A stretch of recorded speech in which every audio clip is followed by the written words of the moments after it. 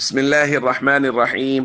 عن ابي هريره رضي الله تعالى عنه قال قال رسول الله صلى الله تعالى عليه وسلم: لن يبسط احد منكم ثوبه حتى اقضي مقالتي هذه ثم يجمعه الى صدره فينسى من مقالتي شيئا ابدا.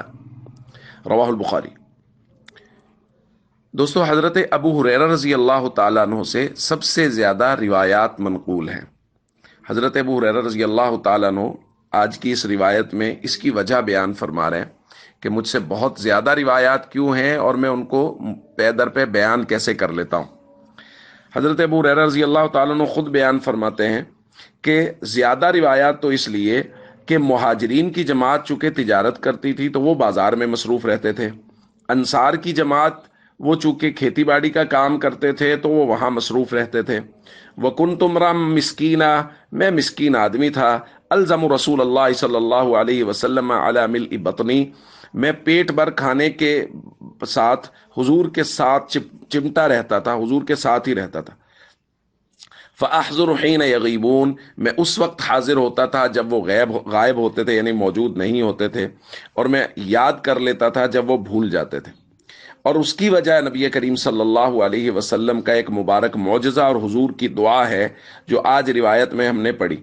حضرت ابو ہریرہ فرماتے ہیں ایک دن نبی کریم صلی اللہ علیہ وسلم نے ارشاد فرمایا، جو بھی شخص اپنی چادر نیچے بچھا دے اور میں کچھ کلام پڑھ رہا ہوں، یہ کلام جب میں مکمل کر لوں پھر وہ اپنی چادر کو اپنے سینے کے ساتھ لگا لے گا تو پھر کبھی بھی میرا کہا ہوا وہ نہیں بھولے گا۔ حضرت ابو ہریرہ رضی اللہ تعالیٰ عنہ فرماتے ہیں کہ میں نے اپنی چادر بچھا دی اور میرے پاس اس کے علاوہ کوئی چادر نہیں تھی، یعنی اس قدر حالات کمزور تھے۔ حضرت ابو ہریرہ فرماتے ہیں نبی کریم صلی اللہ علیہ وسلم نے کچھ پڑھا، پھر اس کے بعد وہ چادر میں نے اپنے سینے کے ساتھ لگا لی۔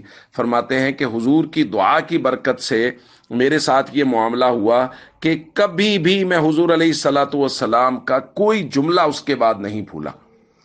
تو بھئی کثرت روایات اس لیے کہ وہ ہر وقت حضور کی خدمت میں ہی رہتے تھے، اور یہ روایات کو بیان کرنا اور ان کو یاد روایات اس لیے رہتی تھی کہ اللہ کے نبی صلی اللہ علیہ وسلم کی مبارک دعا ان کے ساتھ شامل حال تھی۔ تو ہم سب کو چاہیے ہم علم نبوی کے لیے، شریعت کے علم کے لیے وقت نکالیں اور اپنے بچوں کے لیے اس بات کی کوشش کریں کہ ہمارے بچے دین سیکھیں، علم نبوی سیکھیں۔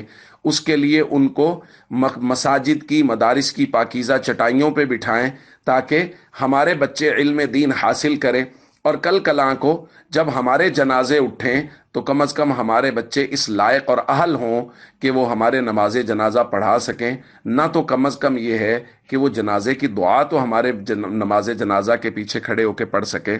یہ سب کچھ علم دین حاصل کرنے سے ہوگا اور اپنے بچوں کو علم دین پڑھانے سے ہوگا۔ والسلام علیکم ورحمۃ اللہ وبرکاتہ۔